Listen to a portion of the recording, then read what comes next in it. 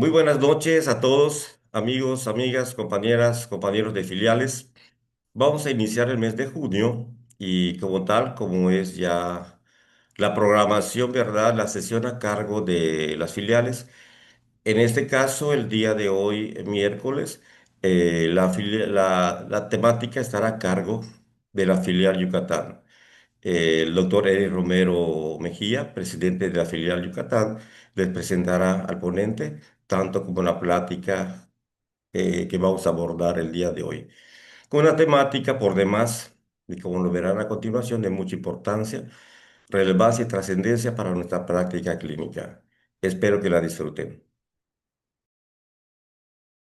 Muchas gracias por estar aquí. Buenas noches. Como comentó el doctor Jiménez, esta sesión mensual está a cargo de la filial Yucatán y tengo el placer de presentarles a nuestro ponente, al doctor José Luis Che Morales, quien es médico, licenciado en medicina por la Universidad Autónoma de Yucatán, realizó su especialidad en neumología intensivista por la Universidad Autónoma de Nuevo León. Es maestro en investigación en salud por la Universidad Autónoma de Yucatán, así como doctorante en ciencias de la salud por la misma Universidad Autónoma de Yucatán. Adscrito a la clínica de asma de la Unidad Médica de Atención Ambulatoria del IMSS y su práctica privada se lleva a cabo mayormente en el Hospital Faro del Mayab de Cristus Muguerza. Agradecemos la presencia y el apoyo del doctor Che por su presentación y me permito recordarles que no se nos desconecten para posteriormente tener nuestra sesión de preguntas y respuestas. Muchas gracias a todos por su presencia. Buenas noches. Hola, soy el padre Pierre Joseph del Asilo de Ancianos Mi Último Amor, Madre Teresa de Calcuta. Tenemos el objetivo de acoger a abuelos que no tienen familia, algunos que tienen familia, que los familiares no pueden cuidar. Aquí nosotros atender a esos abuelos, darle una atención a esos abuelos para que esos abuelos se sienten bien en esa casa donde estamos. Pero nosotros vemos a esos abuelos como nuestros hermanos, como nuestros padres. Entonces, por eso, diario es una rutina, atendemos a ellos, darle todo lo necesario para que ellos se sienten bien, para que ellos se sienten en familia, para que ellos se sienten en casa. Aquí preparamos la comida para los 57 abuelos que tenemos en el asilo, 35 mujeres y 22 hombres. Ahí algunos caminan, algunos no caminan. Entonces esa área es aquí donde quedan ellas. Entonces ellas no suben, ellas no bajan porque no tienen tanto equilibrio. Por eso, queridos amigos, ahí nosotros en el Asilo de Ancianos Mi Último Amor, Madre Teresa de Calcuta, también tenemos un predio donde nosotros empezamos a construir y para que pasamos a los abuelos en un lugar más digno, más grande, porque donde estamos pagando renta, 25,000 pesos mensual de renta. Entonces, que Dios los bendiga y todos aquellos que escuchan esos videos, ese video que nos ayuden, que nos manda su aportación como sea y para nosotros es bienvenido. Que Dios os bendiga. Hasta luego.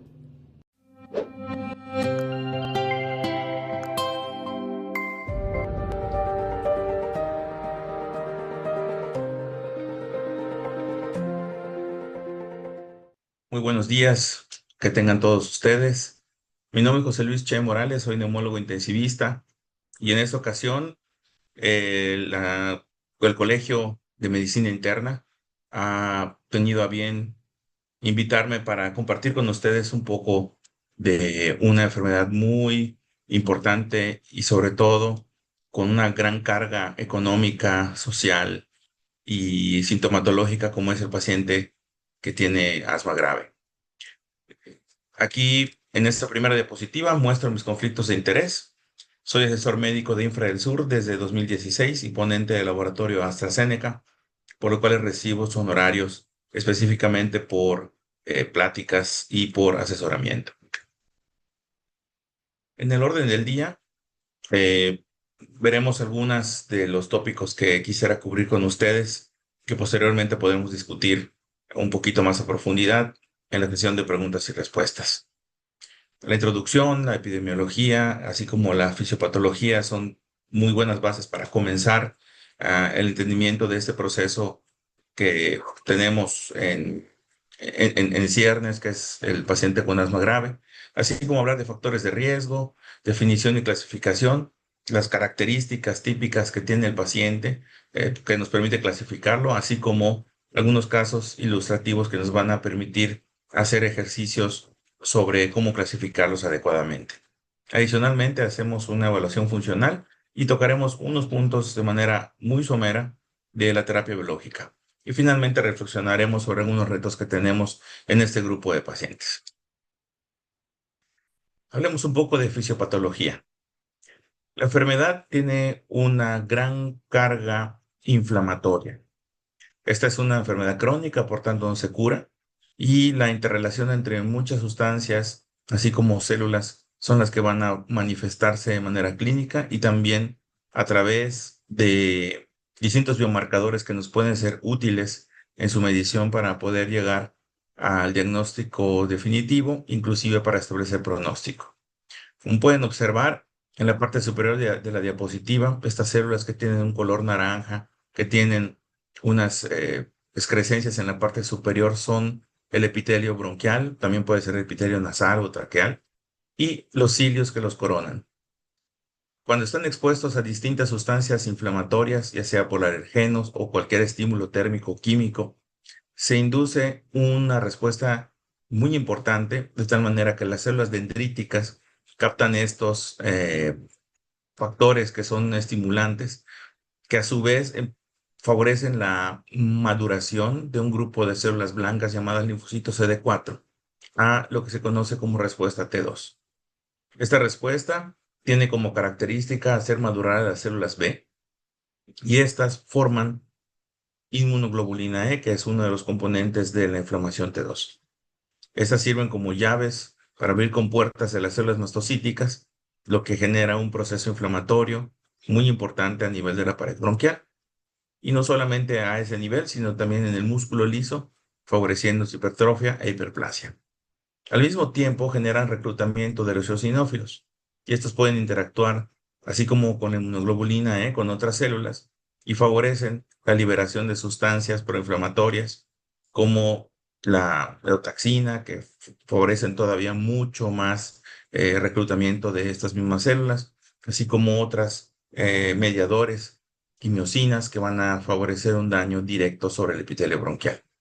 Entonces, el proceso inflamatorio T2, aproximadamente el 50 y 70% de los casos de pacientes con asma, es muy importante y muy exuberante, y dependiendo de su intensidad es la manifestación. Por eso quería hacer mucho hincapié en esta diapositiva.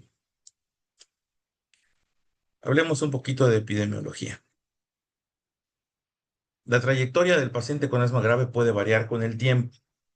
Aquí podemos ver las primeras 2 décadas de vida de un paciente con asma. Pueden iniciar desde la infancia como persistentes, que son los síntomas que ocurren mayormente en la semana, más de 5 días por semana, o intermitente con menos frecuencia. Este grupo de pacientes, en proporción de la mitad de los casos, pueden tener 2 trayectorias una vez que llegan a la adolescencia: volverse graves o inclusive manifestarse en menor cuantía en cuanto a intensidad se refiere, y bajar sus porcentajes. Casi un 4 de cada 10 continúan persistentes y un porcentaje menor pueden volverse intermitentes. Pero también los pacientes intermitentes en la infancia pueden tener cambios en la adolescencia y pueden también volverse severos, pero también manifestarse como intermitentes a lo largo del tiempo. Cerca de un 3% va a remitir y un 35% cuando llega a la etapa adulta de los que fueron justamente intermitentes van a tener esa remisión. Son 3, 5% y la mayoría se persiste de largo. Existen varios factores ambientales o genéticos que pudieran explicar esto, pero lo importante de esta diapositiva es que los pacientes que son asmáticos pueden continuar a lo largo de su vida en la misma clasificación como persistentes, volverse graves, o los intermitentes igual mantenerse sobre esa misma vía. Un grupo de esos pacientes, como les he comentado, que serán los graves, son los que tenemos que tener mucho más cuidado en el momento del diagnóstico. Podemos ver aquí otras trayectorias. En esta diapositiva vemos el umbral de los síntomas en una línea punteada. Observamos aquí cómo desde la infancia comienza el proceso inflamatorio y antes de que sean sintomáticos, empiezan a manifestar probablemente algunos cambios en función pulmonar o en biomarcadores. Pero cuando se vuelven sintomáticos, el grupo que tiene la línea azul sólida de color fuerte, eh, se siguen de largo y mantienen este perfil de asmáticos toda su vida. Otro grupo en color verde llegan en la etapa de la adolescencia y desaparecen de síntomas. ¿Qué es lo que ocurre? Probablemente por el hecho de ser hombres exista algún proceso de protección, a diferencia de las mujeres, o comenzaron con enfermedades leves y por eso el proceso inflamatorio pudo haber quedado remitido.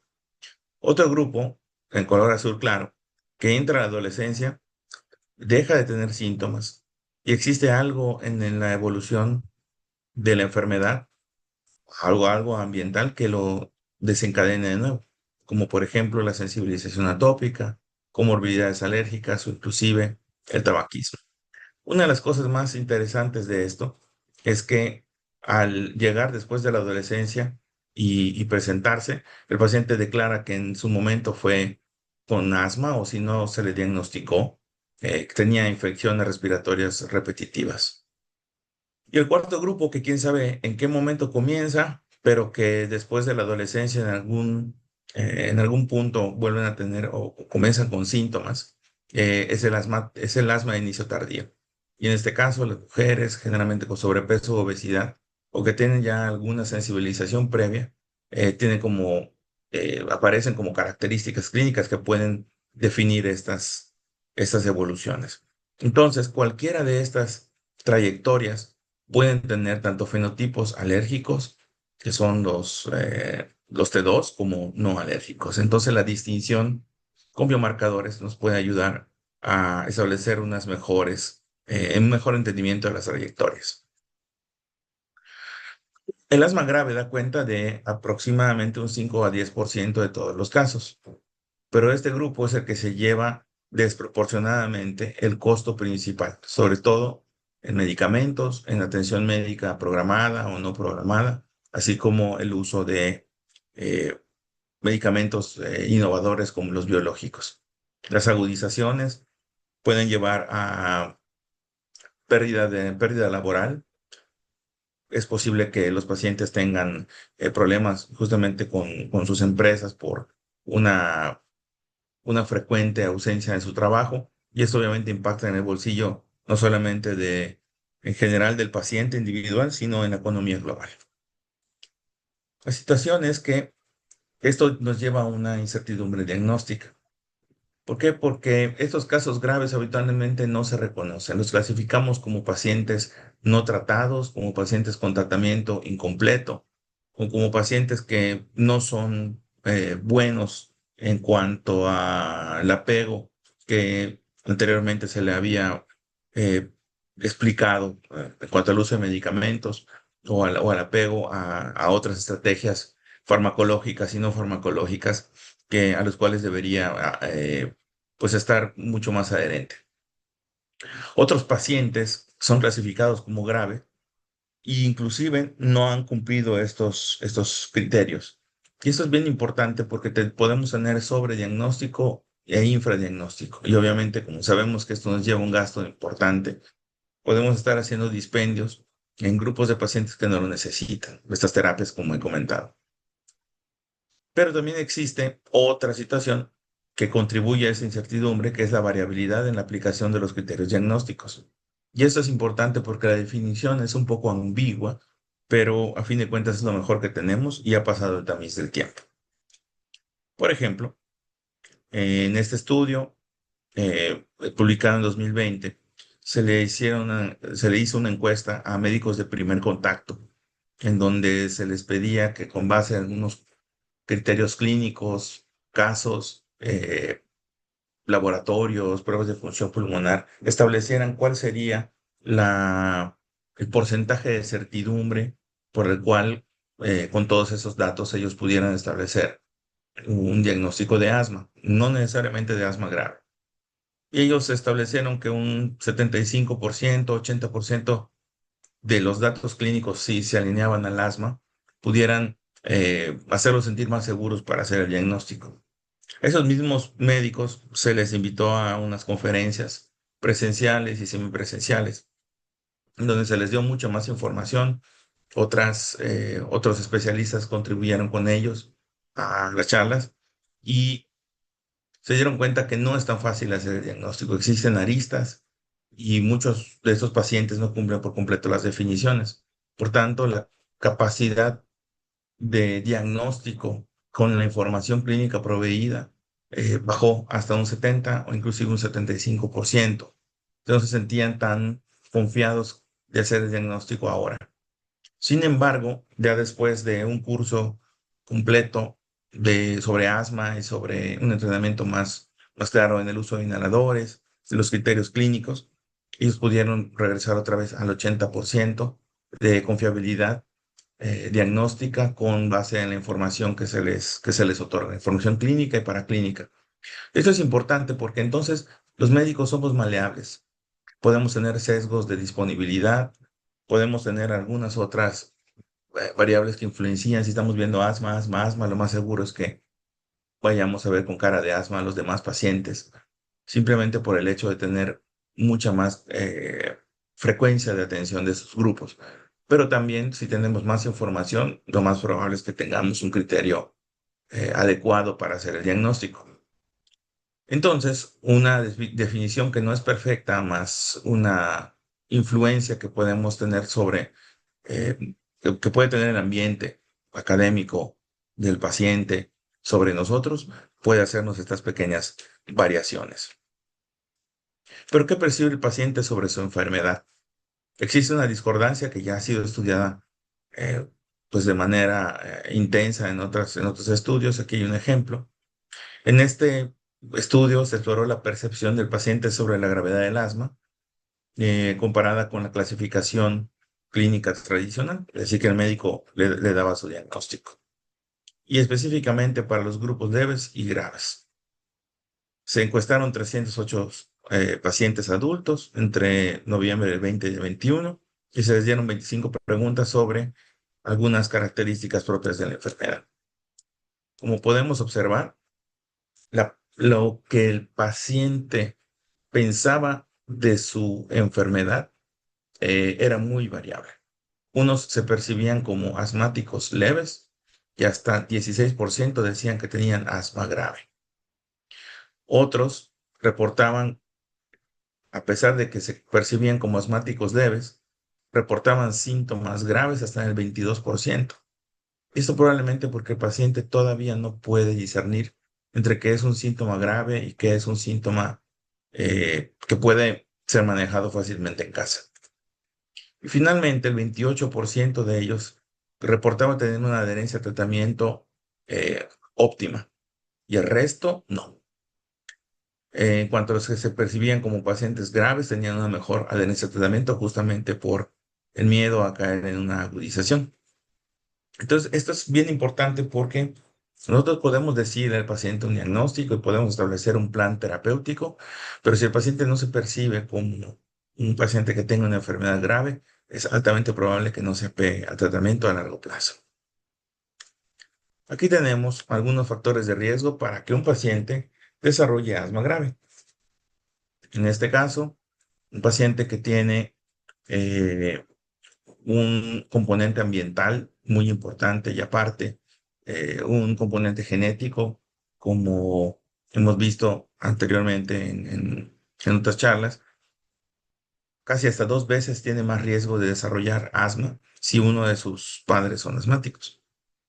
La función pulmonar habitualmente no es medida en pacientes asmáticos. Hay que hacer un esfuerzo muy importante desde niños cuando exista la sospecha clínica, porque mientras más baja la función pulmonar sea en el primer momento de evaluación, más posibilidades tiene de que exista una obstrucción fija con el largo plazo. O sea, al llegar a la adultez, esta posibilidad incrementa hasta 2.3 veces.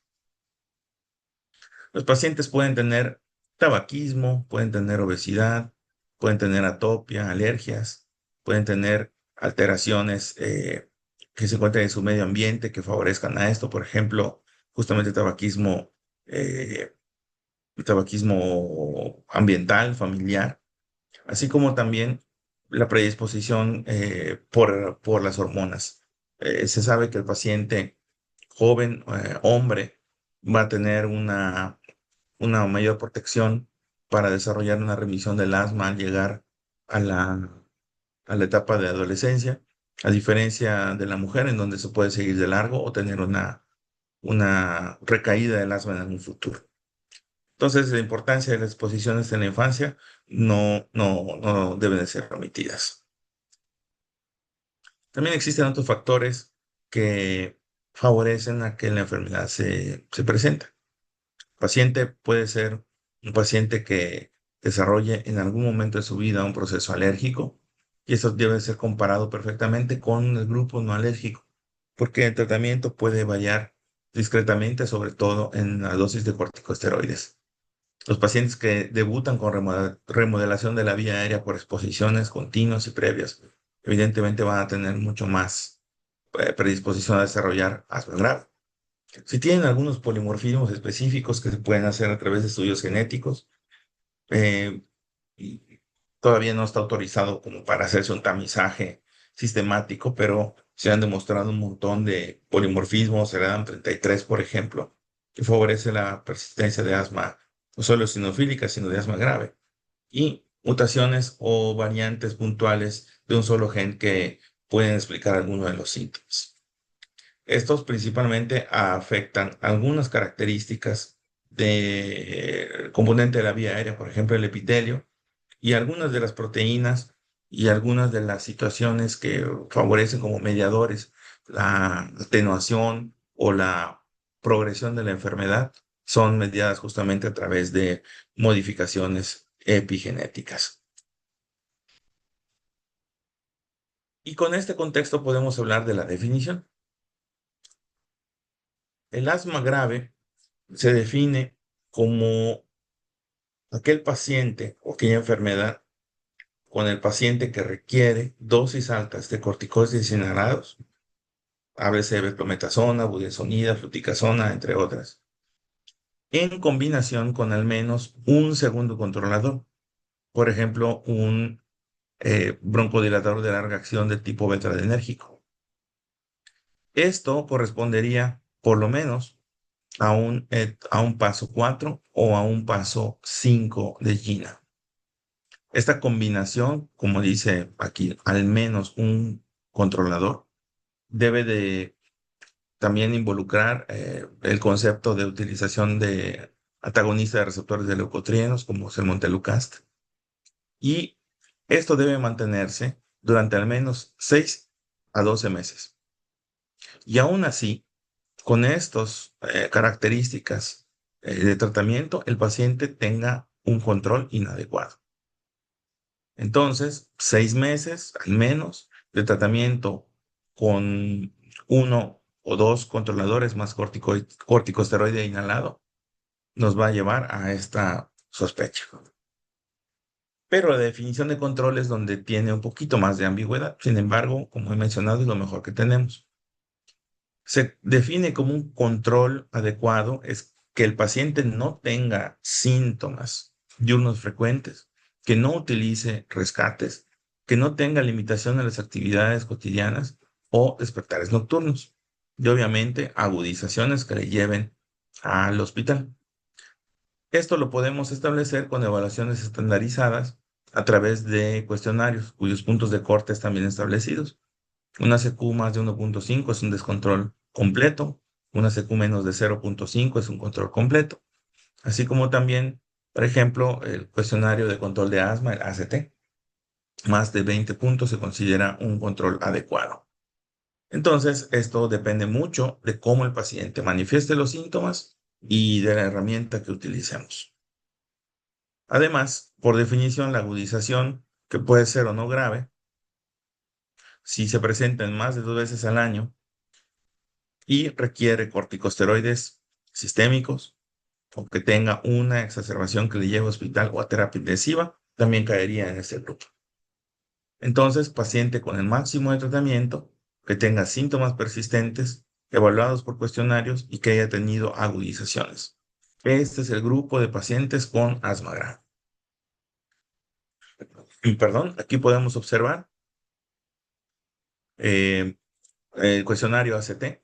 25 puntos es la máxima calificación que se le puede dar a un paciente controlado. Por debajo de los 20 puntos ya comienza el descontrol. 14 puntos o menos ya se considera descontrolado. Vean cómo desde el 20 la pendiente se hace mucho más evidente. De tal manera que el riesgo de tener alguna agudización, inclusive una visita al hospital, se incrementa hasta 14 veces si estamos con 6 o 7 puntos de ACT. Esta es la importancia para poder graduar entonces la, el control de la enfermedad. Y como he mencionado, ya hago un poquito más de énfasis en las limitaciones de la definición, es que la definición es retroactiva. Es algo que establecemos hacia atrás. El paciente ha referido que ha tenido una hospitalización por asma y tiene síntomas al menos 5 veces por semana, se despierta a diario por ello y ya tiene, por ejemplo, salmeterol fluticasona con 50-500, una cada 12 horas. Ese paciente ya está en dosis altas de corticosteroide y tiene agudizaciones. Es un paciente que se encuentra descontrolado. Pero si nosotros hacemos el seguimiento y le subimos o le damos más tratamiento y entre 6 meses y 12 meses el paciente no ha tenido mejoría, entonces ya va a la clasificación de asma grave. También hay una situación importante porque los pacientes que no tienen fenotipos eosinofílicos, principalmente, esos quedan fuera de los grandes estudios de biológicos. Entonces no sabemos qué pasa con ellos y no sabemos cómo clasificarlos.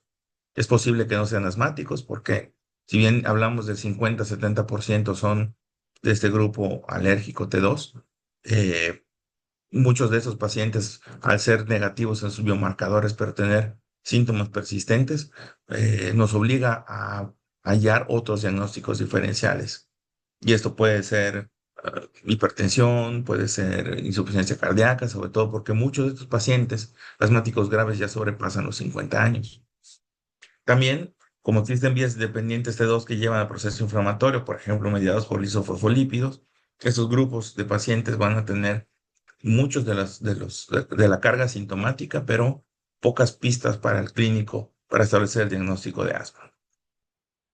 Además, se necesita una reevaluación continua, dado que un paciente que ya ha sido clasificado como grave, cuando se controla puede cambiar con el tiempo. Esto, por tanto, plantea que al no ser una definición estática, se contempla la posibilidad de remisión, lo cual es una excelente noticia. Sin embargo, la remisión clínica, si bien puede ser hasta un 35%, la remisión absoluta o total puede ser tan baja como un 13%. ¿Por qué? Porque eso involucra no solamente que no haya síntomas, sino que los biomarcadores como IgE, eosinófilos se encuentren normales y haya una mejoría sustancial o normalización de la función pulmonar. Y por tanto, teniendo esto en cuenta, deberíamos ya tener proscrito el término refractario de tratamiento, porque al tener ya terapia biológica, prácticamente ya tenemos una posibilidad de tratar a estos pacientes y no caer en esa ambigüedad, porque aquí entendemos que el paciente no se puede controlar o no se puede tratar con absolutamente ningún fármaco.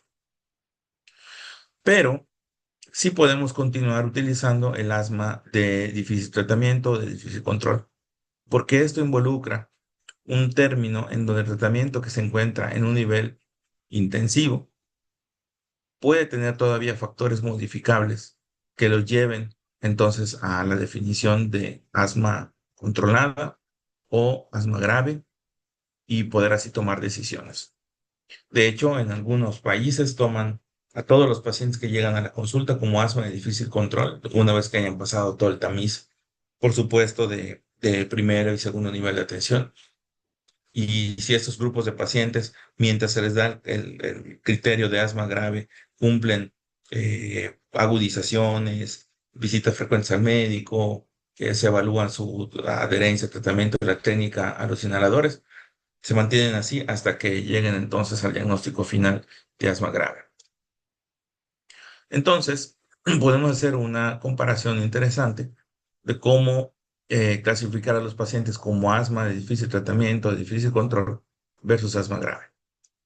Podemos observar aquí, y lo puse en rojo, que la única diferencia entre uno y otro es que la evaluación ya esté completada entre 3 y 6 meses y que en este tiempo no se haya logrado el control. Por ejemplo, podemos observar en la parte de definición, el asma mal controlada sigue estando estando en GINA 4 o 5, pero seguramente con la evaluación pudiéramos escalarlo hasta el paso 5 de GINA de manera óptima. Generalmente esos grupos de pacientes que ya están con dosis altas de medicamentos, ahora van a recibir algún otro medicamento como esteroides orales.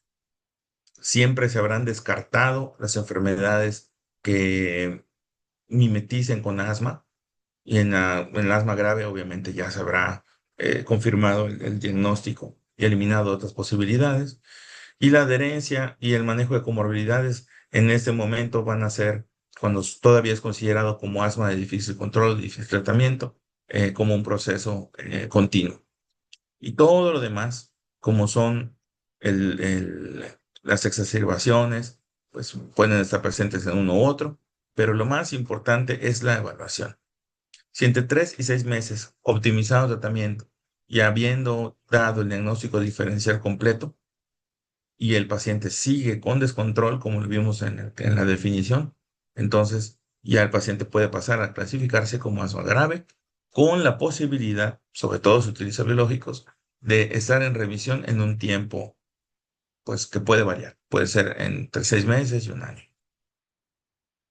Las herramientas para definir el control del asma, porque no solo es preguntar si ha tenido de manera aleatoria o sin un orden, si ha tenido uso de rescate o si se ha despertado varias veces, es a través de estos dos cuestionarios que ya han sido completamente validados, el ACT y el ACQ5, unos más antiguos que otros. Podemos observar aquí los puntajes para ser clasificados como controlados y descontrolados. Y lo más importante es que, si bien son lo más cercano que tenemos a una evaluación clínica, son muy fáciles de utilizar e inclusive son auto aplicados. Cualquiera de nosotros puede tener en el consultorio unas copias de esto. La industria farmacéutica se encarga de regalar blogs completos, o simplemente uno en una hoja de Word, imprimirla y dársela al paciente para que luego nuestro asistente o el mismo paciente lo sume y luego tengamos ya el puntaje a la entrada del consultorio. ¿Cuándo entonces vamos a referir a un especialista? Si bien ya hemos tenido mucho énfasis sobre cuando se trata de un paciente de difícil control o de difícil tratamiento, entonces ya aquí son unos criterios un poquito más específicos para que puedan ser evaluados por los colegas de neumología. En primer lugar, hay que confirmar el diagnóstico. Podemos tener espirometrías inclusive normales y el paciente tener asma grave, aunque la definición dice que puede tener una obstrucción, un BF1 menos del 80% en la mayoría de los casos, pero no necesariamente. La obstrucción, cuando se confirma con una relación, en el caso del límite inferior de la normalidad, por debajo del mismo, o si utilizamos la obstrucción fija por debajo de 0.7, entonces ya prácticamente nos ahorran mucho para comenzar la búsqueda intencionada de otras cosas. Al aplicar el ACT, si este se encuentra con un puntaje fuera de control, por supuesto que es ya listo para evaluarse. Una vez que se haya optimizado la técnica, la revisión de la adherencia, que el paciente utiliza de manera adecuada y sus contadores de dosis estén acordes con las dosis que debería tener para ese tiempo, el paciente significa que a pesar de usarlo bien, sigue descontrolado, entonces debe de ser enviado con nosotros. La persistencia de los síntomas, que ya estén controladas de las comorbilidades asociadas, por ejemplo, el reflujo, bien importante con dieta, el 50% de eso va a ser lo que come el paciente y el resto medicamentos. La rinosinusitis, la rinitis, la ansiedad, la depresión, por supuesto, la apnea del sueño pueden contribuir a que el paciente esté descontrolado. Y los biomarcadores iniciales. Si fuera posible, no solo tener eosinófilos e IgE, sino también una fracción exhalada de óxido nítrico.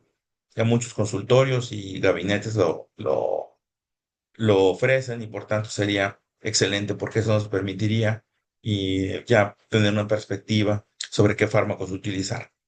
Aquí podemos los puntos de corte, los grandes estudios pivotales, arriba de 150 en algunos casos, arriba de 300 en otros, como los puntos de inflexión para establecer eosinofilia periférica.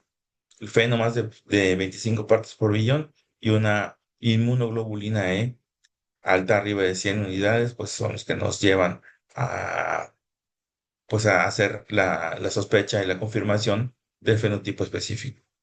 Y hay que considerar otros factores de riesgo que pudieran pues deteriorar al paciente, ¿no? La hospitalización, sabemos que pierden función pulmonar de manera importante después de cada agudización. Y el antecedente justamente de que inclusive puede haber sido intubado ya lo deja en un punto interesante porque estos pacientes deben ser manejados con pinzas. Por tanto, si tenemos que el 50-70% de los casos de asma van a ser T2, debemos luchar por fenotipificarlos. En este caso, la inmunoglobulina E, los eosinófilos y el feno, como les he comentado, son capitales para eso. La prueba terapéutica es otra manera de demostrar que el paciente no solamente sea asmático, sino también un paciente que pueda ser refractario de tratamiento. Damos medicamento inhalado a las dosis convencionales, ya sean dosis moderadas o altas. Hacemos flujometría, espirometría, porque podemos tener espirometrías, por ejemplo, hasta cierto punto normales, pero oscilometrías de impulso que miden resistencias de la vía aérea y la distensibilidad, así como la heterogeneidad del paso del aire a través de las vías aéreas mayores y menores, nos puede dar punto de diferencia con otros pacientes. Habrá gente que tenga espirometrías, como he mencionado, normales y la oscilometría sería alterada. Y con estos biomarcadores pudiéramos tener entonces cuadros muy característicos para poder establecer un diagnóstico y un tratamiento finales. Y estos estudios nos permiten entonces clasificarlos por fenotipos. Aquí les comparto una diapositiva de cómo podemos hablar del fenotipo alérgico, por ejemplo. El asmático T2 con un predominio alérgico, por lo general, inició tempranamente en su vida, ha tenido antecedentes en la familia de atopia, tiene alguna situación de atopia, por ejemplo, como rinitis, y los síntomas son desencadenados por algún alergeno en específico, por ejemplo, la paja. Habitualmente tienen más de 100 unidades por mililitro de inmunoglobulina E y las pruebas cutáneas pueden estar positivas. Algunos casos pueden tener una fracción de óxido nítrico elevada. Sabemos que el óxido nítrico no solamente los eosinófilos y su actividad en los bronquios lo pueden elevar, sino también otras células. En el tratamiento, no solamente es lo ya establecido, sino en caso de que queramos personalizarlo, pues el omalizumab es uno de los fármacos más estables. El T2, el punto de corte es arriba de 150, feno por lo general está elevado y tenemos ya otros biológicos que son principalmente anti-L5 o antirreceptores de interleucina 5 y 4. En estos casos podemos tener una respuesta muy, muy buena con esos fármacos una vez que ya se han atemperado otros diagnósticos diferenciales, como he mencionado, y ya se ha llevado al tope el tratamiento convencional, incluso esteroides orales. Y nos podemos encontrar con el fenotipo mixto. Por lo general, estos grupos de pacientes tienen exacerbaciones frecuentes, están mal controlados, tienen ambos biomarcadores positivos y aquí se vuelve un poquito más complejo porque prácticamente cualquier biológico le puede servir, a excepción de solamente utilizar omalizumab. Hasta el momento no hay indicación para utilizar dos biológicos en un solo paciente. Generalmente la vía La vía inflamatoria T2 está orquestada por interleucinas y la interleucina 4, por ejemplo, puede eh, estimular la producción de inmunoglobulina E. Probablemente un biológico relacionado con esto pueda ser benéfico para disminuir el proceso de la cascada inflamatoria por esa vía. Y pues tenemos otros grupos de pacientes como el NOT2, en donde todo es negativo, todo está bajo, y aquí pudiera entrar otro biológico como el tezepelumab. No quiere decir que los demás no funcionen, sino con estos pueden ser una de las alternativas para los grupos de pacientes que son difíciles de clasificar en en estos grupos que ya he mencionado. Veamos un casito clínico, la atención de un paciente con asma grave. Aquí tenemos a una mujer de 52 años que tiene antecedentes de sinusitis, una obesidad grado 3, así como hipertensión y depresión. Si esto no se interviene, el paciente va a continuar con el diagnóstico mal etiquetado de asma grave. Bien controlada la hipertensión, sabemos que esto puede llevarnos a un trastorno de la relajación del ventrículo izquierdo y eso a lo mejor a falla diastólica, que se puede manifestar en las noches, junto con la obesidad, que eso lleva una carga mecánica contra la vía respiratoria, y la depresión que nos hace pensar o nos hace sentir eh, más el síntoma de disnea o alguna situación extra, pues claramente si no se trata puede continuar como una espiral. Tenía como tratamiento convencional 1600 de budesonida y 24 de formoterol, además de montelukast y tiotropium. O sea, ya teníamos en una etapa 3 de Gina, perdón, una etapa 5 de Gina. La limitación cotidiana, despertares nocturnos 2 veces por semana, así como 4 exacerbaciones en el año, incluyendo 2 hospitalizaciones, llevan a pensar que el paciente pues estaba en muy malas condiciones. Los cuestionarios de ACT, el cuestionario de sinusitis, de rinitis, alto también, el cuestionario de depresión altísimo y el cuestionario de reflujo también, arriba de 6 puntos. Alto nos hacen pensar que esta paciente no está bien controlada de las otras comorbilidades. Pero adicionalmente, 47% de BF1, 72% de capacidad vital forzada y una relación BF1 capacidad vital forzada 46, lo que nos está hablando de una obstrucción real, grave, con un cambio importante con el broncodilatador, solamente 12% y 120. Y con los biomarcadores, como los podemos ver, arriba de rangos. La pregunta es, ¿el paciente tiene asma grave? Aparentemente sí. ¿Por qué? Porque la tenemos con dosis completas. Pero por cuestionarios, la paciente tiene otras cosas que no han sido tratadas, que ya está consignado en su historial. Por tanto, en este momento, a pesar de que tiene una baja función pulmonar, que seguramente todo eso está contribuyendo a la mayor percepción de los síntomas y obviamente a la baja función pulmonar, si no lo tratamos, no lo podemos clasificar como asma grave. Pudiéramos establecerlo como asma de difícil control o de difícil tratamiento. ¿Qué es lo que se tiene que hacer? Optimizar la triple terapia, ver si no tiene aspergilosis broncopulmonar alérgica, necesitamos una tomografía también, manejo de las comorbilidades, como los he dicho. Si no hemos dado esteroides sistémicos, pues habría que probarlo. La tomografía para el diagnóstico diferencial, podemos tener bronquiolitis, una enfermedad autoinmune, que pudiera explicar ello, bronquiectasias, que sabemos que existe algo que se llama síndrome de Lady Windermere, que son caracterizados, pacientes caracterizados por bronquiectasias en el lóbulo medio y língula, que van a tener expectoración, tos y bilancias en ocasiones y van a estar con síntomas persistentes, así como una disfunción de la vía aérea pequeña que podemos inclusive demostrar por una oscilometría de impulso. El esputo inducido, que no es algo fácil de hacer, no todos los patólogos están acostumbrados a hacerlo y la obtención debe ser en un laboratorio con un espirómetro, debido a que con la estimulación del suero salino hipertónico podemos inducir broncoespasmo. Ese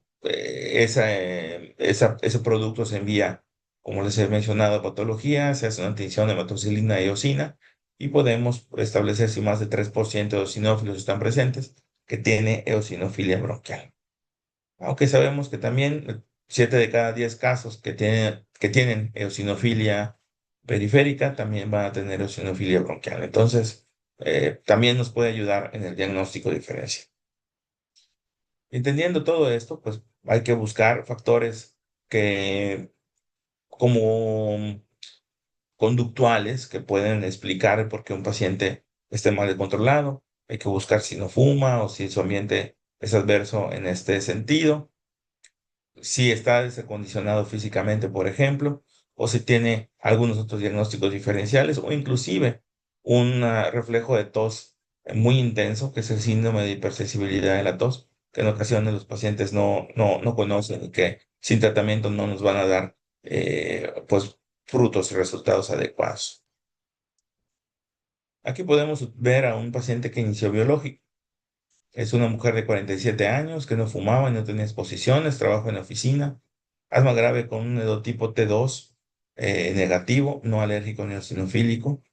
Entonces, a esta paciente se le inició el medicamento tezepelumab debido a que presentaba síntomas frecuentes como tos persistente, disneas, sibilancias, uso constante de esteroides inhalados, inclusive orales, así como agudizaciones anuales y numerosas consultas médicas. El tratamiento con tezepelumab lo inició en agosto del 24 debido a que además de los síntomas, ya tenía un perfil negativo, 81 de IgE, 0% de eosinófilos periféricos y apenas 14 partes por billón de FeNO. Su tratamiento convencional incluía 15 miligramos de prednisona al día y con ello controlaba un poco mejor la tos. Triple terapia con 600 microgramos de beclometasona o trafina, Montelukast, incluso pregabalina, levodopa, porque la tos era lo más importante, y rescates con codeína en jarabe, además de mometasona nasal. Estos grupos de pacientes son literalmente un dolor de cabeza porque no tienes que hacer combinaciones de medicamentos que no están establecidos en la guía, pero que necesitan ser establecidos para que el paciente mejore. Aquí podemos observar la oscilometría de impulso que se le hizo con una diferencia de 6 meses. Podemos ver cómo la resistencia de la vía completa, de la vía aérea mayor y la vía aérea menor, se encuentra en verde, aunque tiene un cambio postbroncodilatador de descenso de la resistencia importante de 28%. La resistencia de la vía aérea pequeña tenía una obstrucción moderada que luego llegaba hasta leve después del broncodilatador, reduciendo 43%, y la capacidad de distensibilidad pulmonar después del broncodilatador mejoraba hasta un 52% desde amarillo rojo hasta verde.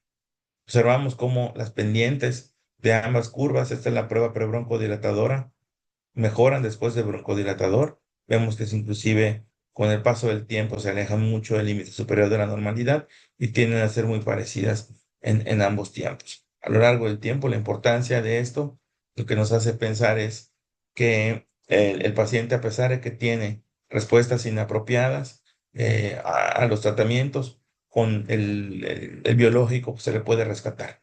Observamos cómo la vía era pequeña, cayó, se mejoró desde una obstrucción moderada hasta leve y aquí con una normalización.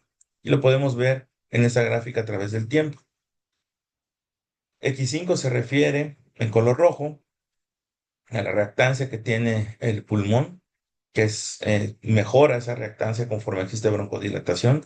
Cada punto son las fechas en donde se han realizado los estudios y el puntaje de Z-score considerado como anormal es menos 1.65 para arriba. Muchos de esos valores ya estaban normales anteriormente, pero luego todavía disminuyeron más, lo que nos habla justamente de una respuesta adecuada al tratamiento. Aquí la línea vertical punteada es el momento en donde se inició el biológico. Observamos que tenía una reactancia muy incrementada y limítrofe en la heterogeneidad pulmonar, así como también en R5, que es la resistencia global de la vía aérea. Y con el uso del medicamento prácticamente todo se fue a puntos mucho más lejanos de la anormalidad, es decir, con un mejor control. Entonces, el énfasis de ello es apoyarse también en estudios de función pulmonar. Nos quedan 2 o 3 diapositivas. Hablemos de la terapia biológica. Es bien importante porque la terapia biológica siempre se va a enfrentar a barreras en la prescripción del fármaco. Evidentemente, esto empeora las cosas porque si empezamos a dar este medicamento en casos de pacientes que están descontrolados, pero que no son graves, empezamos a desviar el propósito de esos tratamientos, que es para los casos que tienen más dificultades de ser tratados. Y si bien van a mejorar esos casos mal controlados, se los vamos a quitar a los graves. Por ejemplo, en Estados Unidos solamente un 4% recibió un monoclonal y muy pocos de los que lo iniciaron lo terminaron. Y esos son grupos de pacientes asmáticos graves. Y eso es importante no solamente por el precio. Principalmente a nivel del paciente, las barreras son pérdida de seguimiento, que el paciente percibe que el costo es elevado y sobre todo cuando tiene que eh, poner de su propio bolsillo, temor a medicamentos inyectables, así como también para acudir a sus aplicaciones y la cobertura de los seguros de salud. Pero también persisten algunas lagunas de cómo y cuándo utilizar las terapias biológicas. Como les he mencionado, la definición no es perfecta, pero es lo mejor que tenemos. Y cuando logramos tener a un paciente de 3 a 6 meses controlado, a pesar de las comorbilidades que tiene y están igual bien atajadas, lo más seguro es que ese paciente no vaya a requerir el biológico. Pero el opuesto sí.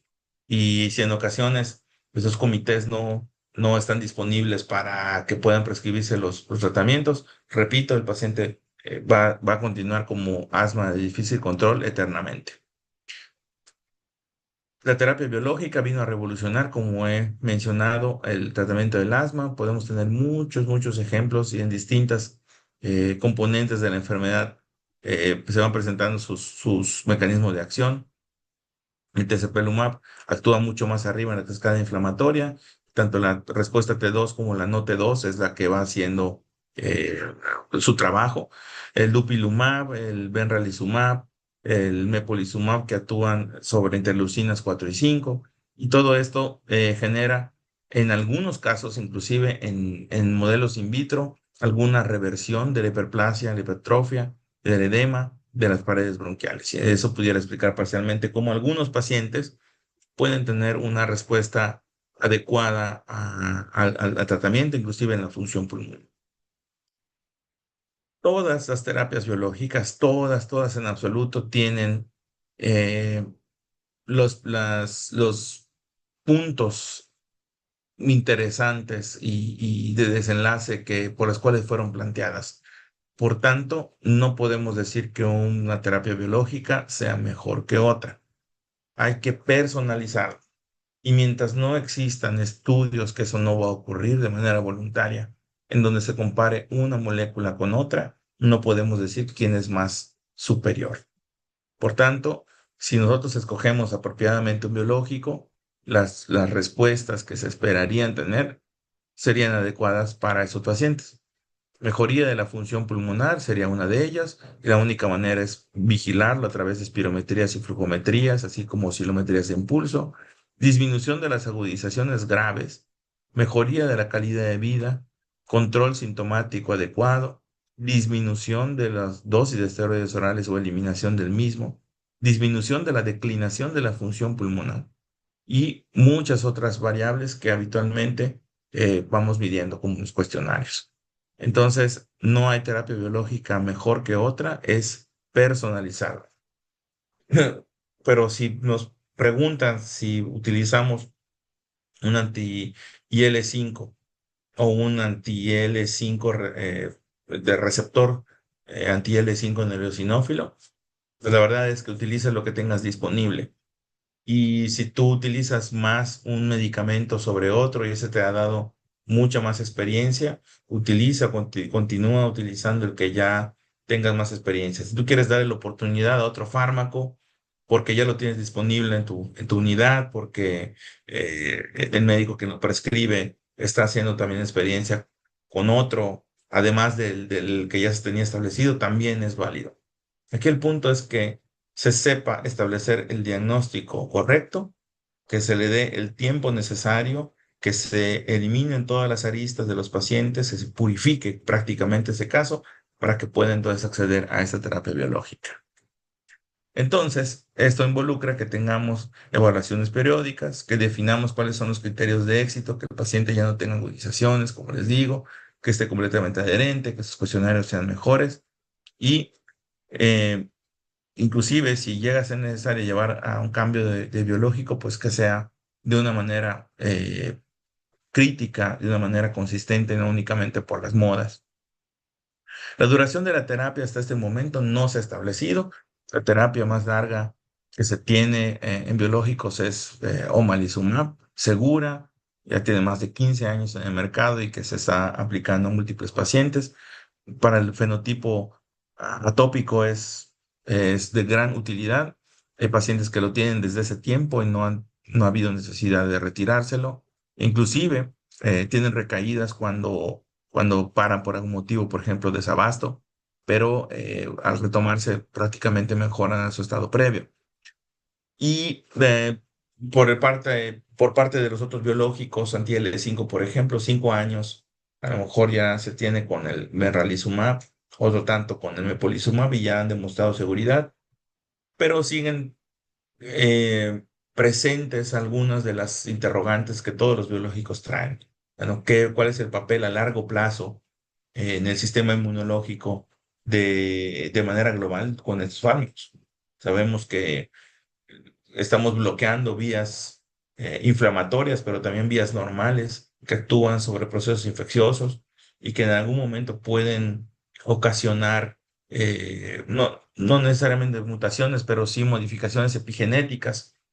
Y por qué no, también proteicas y genéticas en algunos casos se pueden desarrollar en otro tipo de enfermedades, inclusive en cáncer. Si bien no tenemos evidencia de ello, pues siempre es bueno tener un punto crítico sobre eso en un futuro. Y pues sabemos que en nuestro país es un poco más difícil obtenerlo, pero las instituciones de salud, las más importantes, ISSSTE, Seguro Social, tienen ya el biológico dentro del cuadro básico. Eh, Uno de los filtros más importantes es que la autorización tiene que venir por comités de farmacovigilancia y comités específicos. En el IMSS sabemos que existe algo que se llama torre de control, que es el que recibe todos los fármacos y con todas las indicaciones del fármaco y los estudios para que puedan ser avalados. Eso nos da un punto de seguridad. Y en algunas ocasiones, cuando el paciente lo quiere conseguir a través de su seguro, existen facilidades que la institución les puede dar, ya sea con un copago o se los cubre por completo, dependiendo de, valga la redundancia, la cobertura.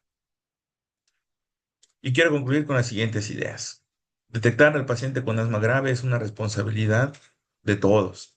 El paciente nos puede decir muchos síntomas, pero muchos de ellos pueden ser por depresión o por una comorbilidad que esté contribuyendo al mismo.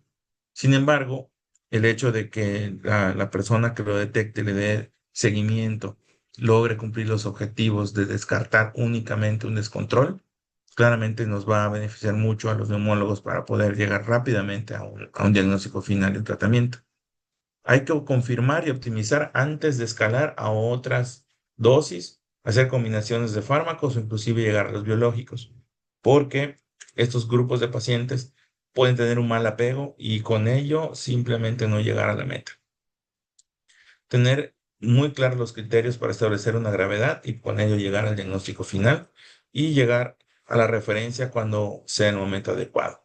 Y esto se puede hacer a través de una fenotipificación, de esa característica, el paciente obeso, el paciente que fuma, el paciente de inicio tardío, y una endotipificación que consistiría también en el perfilamiento con fracción de óxido nítrico, IgE y niveles de eosinófilos. Si bien sabemos que los biológicos revolucionaron la terapia en el asma y que nos están llevando hacia la tan ansiada remisión, esto no siempre va a ocurrir porque el asma es una enfermedad heterogénea. Teniendo en cuenta esta situación, yo creo que el concepto de asma grave puede ser mucho más fácil de manejar. Entonces, dado que en términos absolutos no existe un mejor biológico, la única manera es utilizar el que tenga más eficacia para ese subgrupo de pacientes y utilizarlo de manera racional. Muchísimas gracias. Esta es la presentación en su parte final y me gustaría escucharles con preguntas y respuestas si hubiera algo en la audiencia. Muchas gracias.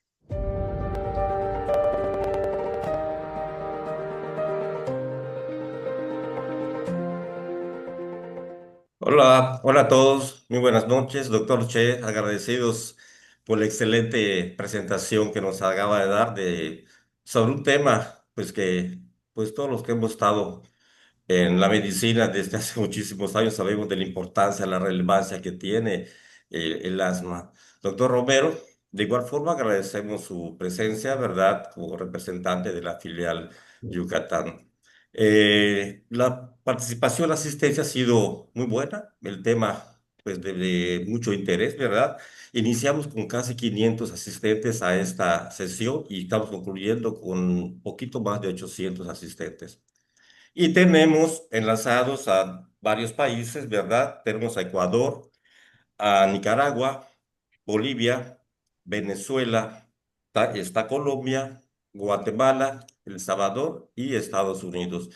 Y evidentemente de acá de nuestro México, de todo el país del norte, centro y hasta acá nosotros en el sureste. Un tema de mucho, mucho interés que, pues bueno, si tenemos algunas preguntas, ¿verdad? Yo sí quisiera, doctor, hacer un comentario en relación a, pues a este problema, ¿verdad?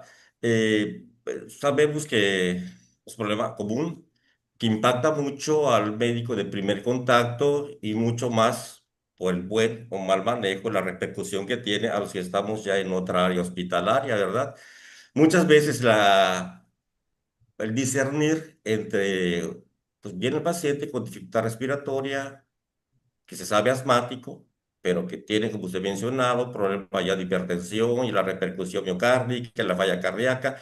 Entonces es importante la actualización que se pueda, o más que nada, fomentar más la educación en este sentido para saber discernir el diagnóstico real y abordarlo con el manejo adecuado.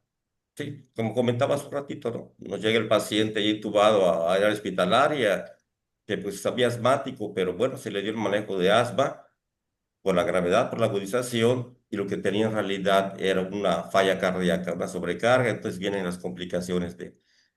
Entonces esto es muy, muy importante, el saber discernirlo, ¿no? Y para eso la importancia de este tipo de temas, doctor. Sí, doctor, muchísimas gracias por la invitación y a todos los asistentes. Presento nuevamente, mi nombre es José Luis Chia Morales y soy neumólogo.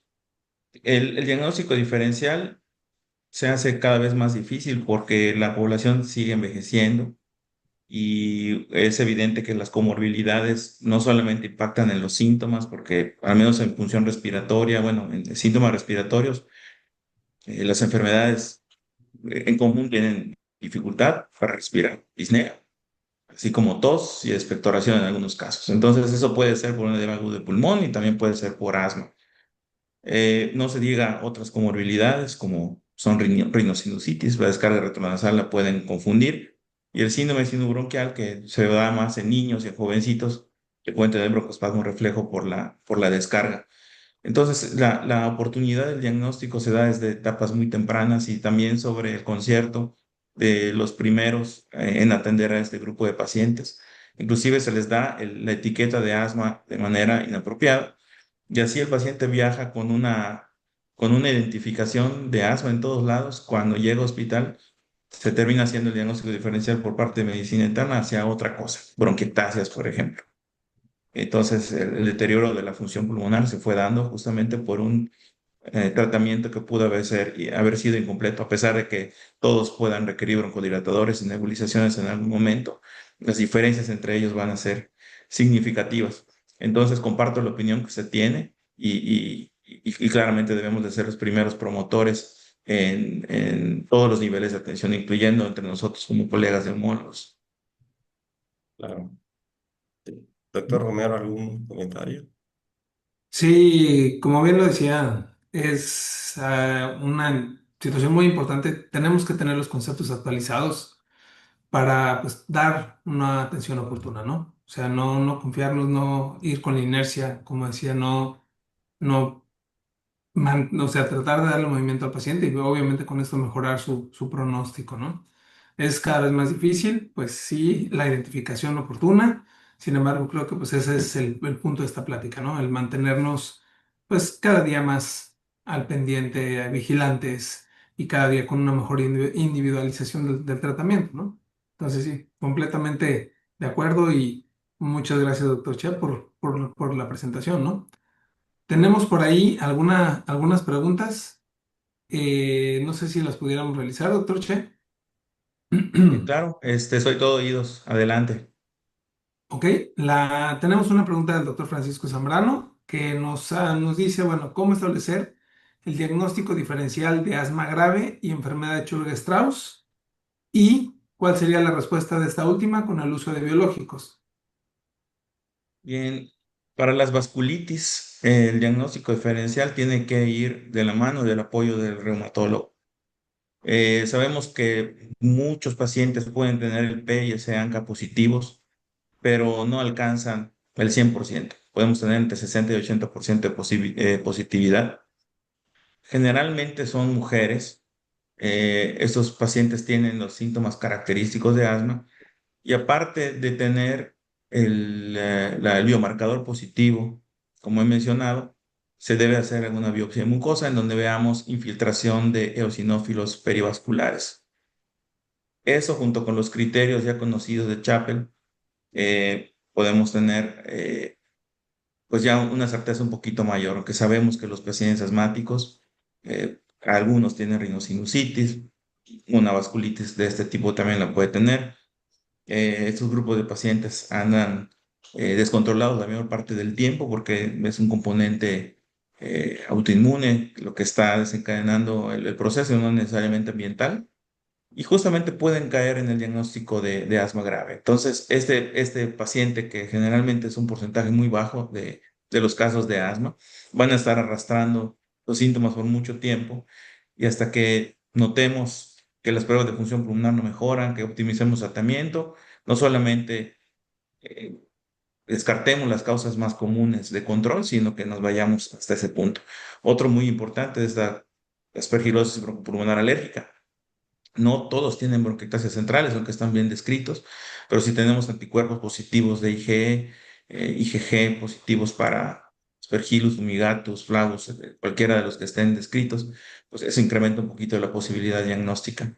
Entonces, estos cuadros que son poco frecuentes pueden caer también dentro del diagnóstico de asma grave, pero con la etiqueta de su diagnóstico final. A fin de cuentas, la manifestación es principalmente bronquial. Claro. Interesante, doctor. Tenemos otra pregunta. Dicen acá, ¿en qué porcentaje se presenta asma grave de tipo eosinofílica y neutrofilia? Y si en ambos la respuesta es la misma respuesta con la terapia biológica. Sí. Más de la mitad de los pacientes en general asmáticos van a ser eosinofílicos o atópicos. Los mixtos que contienen las dos biomarcadores positivos, eosinófilos arriba de 150 y Ig arriba de 100, son los que van a tener más manifestaciones clínicas porque tienen este doble componente. Los asmáticos graves también tienen esta proporción entre 50 y 70%. Cuando un paciente T2 ya bien perfilado tiene el tratamiento al máximo, podemos optar por la terapia biológica. Y en este caso, discernir si le dejamos omalizumab porque tiene Ujú. inmunoglobulina E arriba de 1000 o le dejamos un benralizumab o mepolizumab porque tiene eosinófilos 200. Es un reto diagnóstico y un reto terapéutico tremendo porque no podemos utilizar y tampoco hay en las guías recomendaciones de utilizar dos biológicos. Uno, por lo caro que es dar el tratamiento con dos fármacos y dos, porque no se conoce si esos van a interactuar y van a ocasionar efectos adversos. Pero siempre debe demandar el cuadro clínico y laboratorial. Es decir, si yo tengo un feno elevado, ahí podemos ver fenos de 160, de 80 partes por billón. Si tenemos un componente de, de inicio tardío, por ejemplo, el paciente no es tan atópico, no tiene tantas tanto estornudo, probablemente estemos ante un eosinofílico y no tanto un atópico, y nos decantaríamos por un anti-L5. Para ese grupo de pacientes, recordemos que solo vamos a bloquear una parte de la respuesta T2, que es la vía eosinofílica. Bloqueamos eso y la parte del proceso inflamatorio también puede caer hacia la incremento de la IgE a través de los linfocitos T, los linfocitos B, perdón, su producción, y claramente no tener el control. Entonces, hay conductas que dicen nos vamos por IgE, hay otros que dicen que nos vamos por anti-interleucina 5. Pero, ¿qué pasa con el grupo no T2? Esos pacientes que ya tienen todo controlado o no se les ha demostrado alguna otra comorbilidad, son asmáticos porque tienen baja función pulmonar, tienen agudizaciones, están silbando, pero no tienen o tienen pequeñas oscilaciones en los biomarcadores que no nos permiten establecer si es un fenotipo T2. Esos se clasifican como un no T2 y probablemente ellos sean candidatos a utilizar el biológico que cubre ambas cascadas inflamatorias, que es el tezepelumab. Este medicamento actúa sobre la linfoproietina estromal tímica, que prácticamente gobierna los dos caminos, tanto la vía de los neutrófilos, macrófagos, de los interferones y factores de necrosis tumoral, como de la vía tanto de linfocitos T como linfocitos B. Este puede ser un caso útil.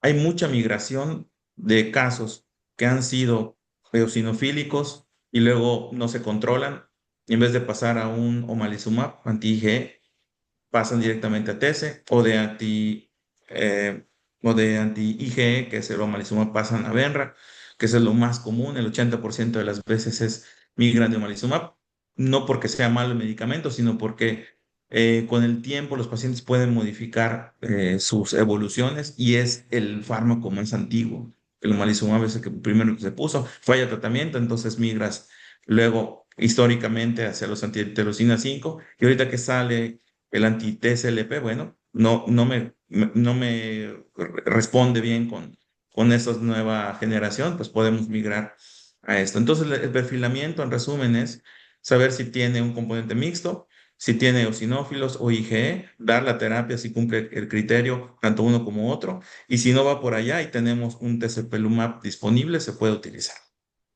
Excelente, doctor. Muchas gracias. Doctor Romero, comentario. Una pregunta más. Como bien se ha comentado, mucho luego nos fijamos o nos orientamos a la parte terapéutica, ¿no? La pregunta sería, en el caso de este el paciente con asma grave, ¿qué tanto papel o qué tanto beneficio podemos obtener al intentar modificar la exposición ambiental, la exposición a alergenos o el control ambiental? La pregunta es, el comentario es capital porque es como estarnos rascando la roncha todo el tiempo. Ujú. Es como quitarnos las costras de una herida cada rato. Mientras no se controle la parte que impacta directamente a la vía aérea, y que es fácilmente controlable en la mayoría de los casos, el paciente va a continuar con síntomas. Pero ese paciente no sería probablemente un asmático grave si no se ha hecho toda la evaluación previa. Este es un asmático descontrolado. Pero supongamos que tiene todo el cuadro clínico, pero trabaja haciendo el aseo de un hospital. Utiliza productos químicos todo el tiempo y ya recibe su biológico, pero sigue expuesto a cloro porque dentro del reglamento tiene que poner cloro a todas estas partes que le tocan lavar. Si no se controla, el proceso inflamatorio persiste y es posible que, si bien el biológico esté haciendo su trabajo, tengamos que subir dosis de esteroides. Y como vimos en una de las últimas diapositivas, el objetivo es que bajemos esteroides, que disminuyamos las dosis de medicamentos inhalados, que no estén en recaídas.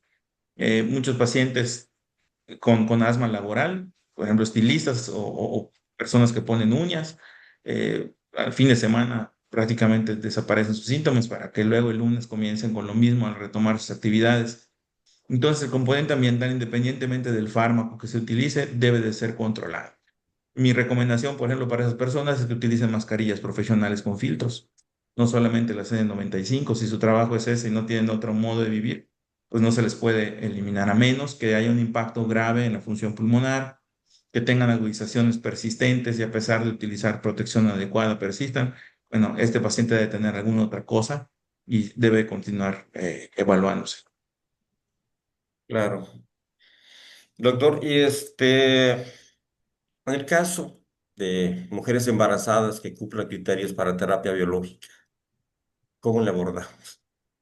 En ese cuadro es, yo creo que la pregunta del millón hasta ahorita, si el paciente tiene riesgo, posibilidad de embarazo, se tiene que ser muy enfático en que si no tiene un método anticonceptivo, lo utilicen, porque si bien hasta ahorita no se tienen efectos de teratogenicidad y mutagénesis, pues es un medicamento que regula el sistema inmunológico y puede pasar a través de la barrera placentaria en un producto que está en formación. Entonces, ante eso, si el paciente ya lo está utilizando y se va a embarazar, probablemente una conducta adecuada sería suspenderlo, cosa que es dar 3 o 4 pasos hacia atrás. Pero si el paciente está embarazada utilizándolo, eh, suspenderlo. Esa es una de las indicaciones porque no hay evidencia que diga que tengamos que continuar. Evidentemente, el embarazo tiene un 33% de riesgo de agudizarse simplemente por el embarazo de efectos hormonales, pero es algo que debemos de monitorear estrechamente, subir dosis de esteroides, controlar más el ambiente y muchas veces después del embarazo ya con el producto con nosotros, pues claramente se puede retomar los tratamientos previos. ¿Qué ha pasado? Que pacientes que por una situación del desabasto está presente, sobre todo en las instituciones de salud, se quedan 4, 5, 6 meses sin tratamiento, tienen recaídas. Entonces, eso también es peligroso para la madre. Eh, pero hasta ahorita la indicación es retener el fármaco porque no se sabe si tiene efectos a largo plazo sobre el producto. Sí, yo creo que en cierto modo igual abordar, ¿no? Con maduradores pulmonares para el desembarazo en la fase más temprana y viable posible. Y eso el manejo en conjunto con perinato, el neumólogo, medicina interna, nos toca mucho, ¿no? Muy interesante. Y como medicamento, como fármaco, pues vamos a llamarlo de esta manera, novedoso, como que sí, aún no se tiene, como usted bien mencionaba, mucha evidencia respecto a la teratogenicidad que pudiera tener. Muchas gracias. Así es, Doctor sí, doctor. Romero. El doctor Fernando Javier Centeno nos pregunta acerca sobre la mortalidad del paciente con asma grave con intubación endotraqueal y manejo farmacológico máximo. Yo creo que sería más que nada la mortalidad del asma fatal, ¿no? O sea, no casi fatal, sino fatal. ¿Qué nos pudiera comentar de eso, doctor Che? Desgraciadamente, el 20% de los asmáticos fallece. Es algo brutal en nuestra época porque tenemos esteroides desde los 50.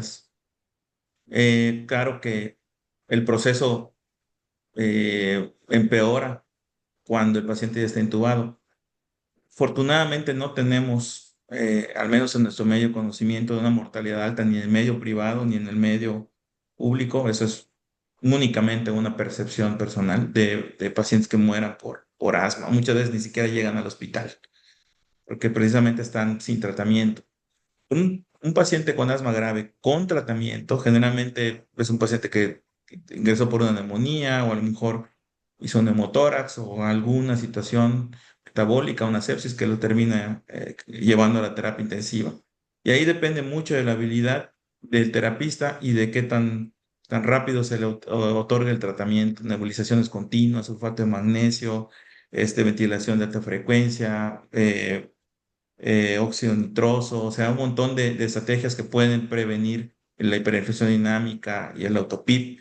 Eso va a modificar claramente la mortalidad. Entonces, darle una cifra del paciente que se intuba cuántos de ellos mueren, pues depende mucho de la habilidad y del tiempo que transcurrió desde el inicio del cuadro tan grave en estado asmático. Pero en general, la mortalidad oscila en global. Obviamente es mucho más en países en vías de desarrollo, de un 20%. No es nada desacreditable esa mortalidad y eso nos obliga a que no rompamos filas. Claro, en la memoria reciente, o sea, ni tan reciente, ¿no? De los años que ya llevamos ahí viendo pacientes con asma grave intubados, como bien lo dicen, ¿no? O sea, cuenta mucho el tiempo de intervención y el tipo de intervenciones, ¿no? Por ejemplo, algunas otras cosas que se pudieran utilizar, pues es el uso de bloque neuromuscular, que en algún momento tiene su papel, y ya cuando de plano no sentimos que nada funciona, pues están los anestésicos inhalados, ¿no? O sea que también pueden generar broncodilatación y nos ayudan con esa hiperinsuflación dinámica. Pero sí, o sea, creo que la mortalidad del asma, como bien lo decía, creo que puede ser mucho más que nada antes de la llegada al hospital, ¿no? Antes de la intubación, porque es cuando ya le dejas ir todos los recursos y pues sí, en la memoria reciente no me acuerdo haber visto uno que muriera por broncoespasmo severo, hipercapnia, acidosis respiratoria y demás cosas, ¿no? Pero sí, sí es. Generalmente son, perdón, son las sincronías ventilatorias los que lo llevan. Y bueno, también hay casos en la ELSO bien documentados de pacientes que tienen hiperinflación dinámica excesiva, retención de dióxido de carbono, justamente el EcoR para remover el dióxido de carbono cuando están ya completamente en silencio respiratorio. Esas son las últimas indicaciones, pero salen adelante. La supervivencia es muy alta. No hemos tenido oportunidad de utilizarlo por eso y ojalá y nunca nos toque, pero si nos llega a tocar, ahí estaremos. Así es, así es. Una última pregunta, doctor, porque yo creo que ya, claro, es interesante, todos tenemos actividades y pues bueno, agradecer la presencia de todos los asistentes a esta sesión. La doctora Fátima Ramírez nos cuestiona dice, de la paciente que mencionó el caso clínico con obesidad grado 3, ¿cómo salió de las escalas de apnea del sueño? Y pregunta y de igual forma, ¿cómo afecta la apnea del sueño, el asma o viceversa? O sea, dualidad. Bien, la señora tenía una escala de somnolencia de Epworth limítrofe de 9 puntos. Para algunas personas 9 puntos es normal, 11 puntos para sociedades europeas es normal. 10 puntos es lo que está establecido como punto de corte, pero ella tenía 9 puntos. Que eso es una de las características que tienen los pacientes mujeres con apnea del sueño. No tienen la sintomatología tan marcada como lo tiene el varón. Principalmente es fatiga, insomnio, depresión, ansiedad y mala calidad de sueño por otras situaciones que no son visibles en el varón. Y la escala Stop Bank era de 6 puntos. Entonces no, era un riesgo alto por perímetro cervical, por ronquido, por hipertensión. Em, en la coexistencia de apnea del sueño con asma no es necesariamente una causa-efecto, es una asociación. El asma por sí mismo no causa apnea del sueño, pero la apnea del sueño puede, por los mecanismos de liberación de sustancias proinflamatorias, hacer que las vías del asma se descontrolen. Por ejemplo, sabe muy bien que cuando el paciente tiene hipoxia intermitente, muchos genes activadores de vasoconstricción, muchos genes activadores de liberación de factor de necrosis tumoral de interleucina 6,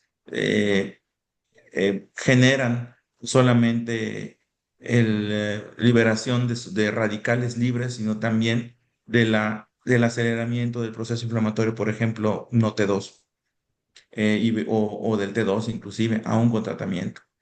Entonces, esto puede hacer que se descontrole justamente por la vía del proceso de hipoxemia. Asimismo, los pacientes que tienen trastornos de obesidad, con los cambios en la presión intratorácica, los swings que tienen por esta obstrucción importante, pueden generar hiperreactividad bronquial, sobre todo en las vías aéreas más pequeñas. Aperturas, cierres continuos generan hiperreactividad bronquial, lo que puede terminar en un broncoespasmo. La desventaja geométrica que tienen los bronquios justamente por la obesidad hace que se liberen mediadores inflamatorios. Además, la adiponectina, la, la leptina son proinflamatorios y también pueden llevar por la vía de los linfofosfolípidos a actividad neutrofílica que también puede llevar a proceso infiltrativo en los bronquios. Entonces, dentro de la fisiopatología, la hipoxemia intermitente, los cambios anatómicos de la misma obesidad pueden generar que el paciente se descontrole. Entonces, el CEPAP no solamente va a favorecer que ya no haya hipoxemia, sino también una ventaja en ferulizar la vía aérea y también ayudaría a liberar, a disminución de esta liberación de sustancias proinflamatorias, aunque esto pues es nada más un razonamiento, no se ha evaluado en poblaciones grandes, son poblaciones pequeñas que, que, que nos dan una idea de cómo puede funcionar el tratamiento en los pacientes asmáticos.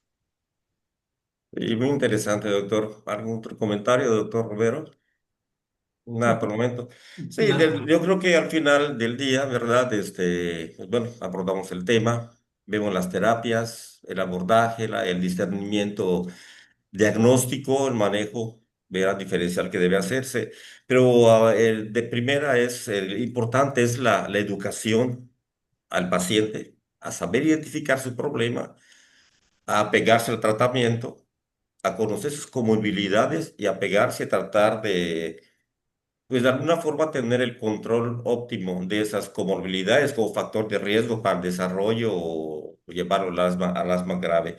Y por otra parte, pues sí, no sé qué tanto, ¿verdad? O pudiera decir en qué porcentaje se tenga el desarrollo de políticas de salud a nivel institucional, a nivel nacional, orientadas precisamente a eso, a la identificación de la patología y al control del mismo para llevar a las metas de control óptimas, ¿verdad? Para evitar llegar a lo que hemos estado platicando, ¿verdad? Los datos o los casos de severidad, de gravedad, que pues bueno, ponen en riesgo la vida del paciente. Pues bueno, ¿algún otro comentario?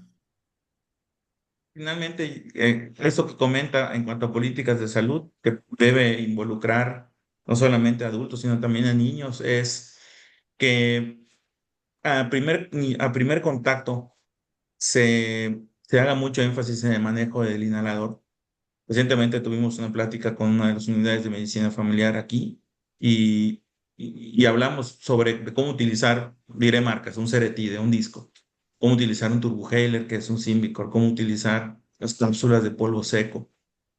¿Por qué? Porque ya se ha visto a lo largo del tiempo, inclusive de las décadas de 75 a la fecha, cómo se mantiene la misma tasa de errores, a pesar de que tenemos dispositivos todavía más fáciles, errores críticos, desde cómo abrir el dispositivo hasta si hace la apnea de 10 segundos, de cómo utilizar una técnica de inhalación de 5 ciclos para que se aprovechen los casos que no pueden hacer apneas únicas.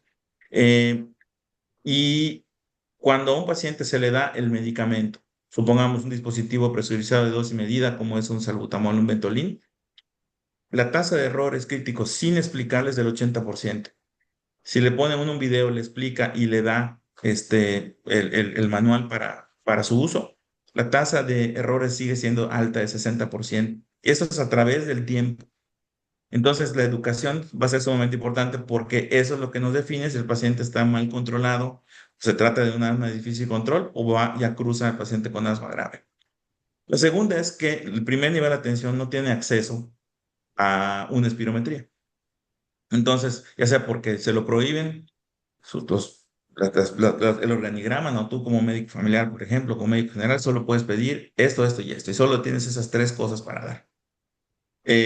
Por tanto, mucho paciente con cuadro clínico característico se pierde la oportunidad no solamente de establecer si tiene hiperactividad bronquial, bueno, reversibilidad o respuesta al broncodilatador, o si tiene una obstrucción importante. Nada más con eso nos damos cuenta si el paciente está teniendo un perfil que va a ir de mal pronóstico, lo veíamos en las diapositivas iniciales. Tres, que las especialidades a veces no se complementan. Alergología por una parte, neumología por otra, en medio medicina interna, entonces no nos estamos poniendo de acuerdo.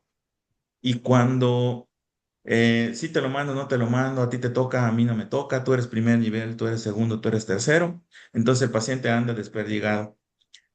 Y como cuarta, aparte de la coordinación, como cuarta estrategia, la creación de clínicas de asma. Una clínica de asma grave, como el que afortunadamente tengo la oportunidad de trabajar, cambia mucho la perspectiva de no solamente de los médicos, sino también del mismo paciente.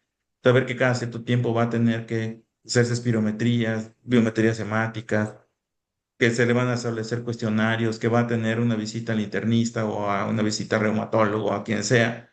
Eso genera un círculo de bienestar, vamos a llamarlo así, de tal manera que el paciente cada vez más se apega y ya no deja de acudir a sus citas. Lo que genera, a su vez, líneas de investigación que van a tener impacto a largo plazo.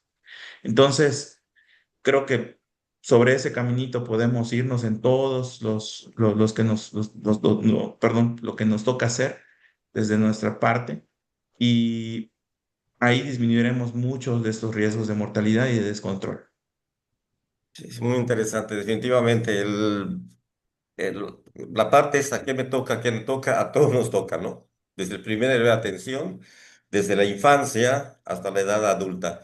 El manejo es conjunto, debe ser integral y como usted bien decía, doctor, ya que crearse clínicas de asma como tal. Creo que es un problema que no puedo decir que sea demeritado, ¿verdad? Pero como que no se le ha dado la importancia necesaria, ¿verdad? Cuando vemos el grado de mortalidad al que se puede llegar con algo tan, pues diría yo, no sé, relativamente sencillo de controlar, apegándose a lo que se tiene hasta el momento para el caso. Pues bueno, sin más, agradecemos, doctor, El Romero, presidente de la filial, su participación, ¿verdad? Y pues por demás al doctor Che, encantados con su plática. Esperemos que en otro momento igual pueda cooperar con nosotros, con todos sus conocimientos en esta especialidad que usted maneja perfectamente bien, ¿sí?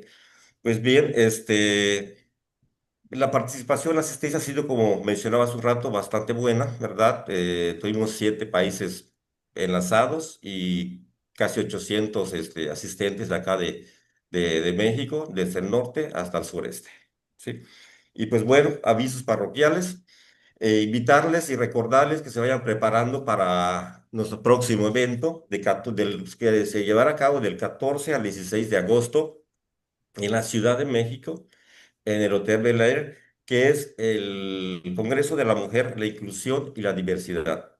Una temática que ya pueden revisar, ya está en la página del colegio el programa con muchos temas de mucho interés y que, pues bueno, tenemos como internistas ya que abordar y pues por eso la importancia y la decisión de hacer este evento. Y en el mes de noviembre, del 19 al 22, tenemos el Congreso Nacional, el 48º Congreso Nacional de Medicina Interna en la ciudad de León, donde esperamos contar con su presencia, doctor Che, ¿verdad? Ojalá nos Muchas pueda gracias, claro, acompañar. encantado. Bueno, pues muy bien, muchas gracias a todos por su asistencia, por su participación y nos vemos la semana siguiente con otro tema, igual nuestro miércoles de sesiones del Colegio de Medicina Interna. Muchas gracias y muy buenas noches a todos.